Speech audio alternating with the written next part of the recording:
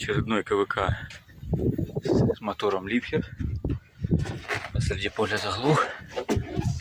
Не подает признаков жизни. Демонтировали.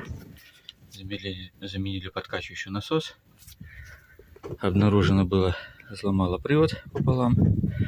И при проворачивании шестеренки подклиниваю шестеренки в насосе подкачивающем.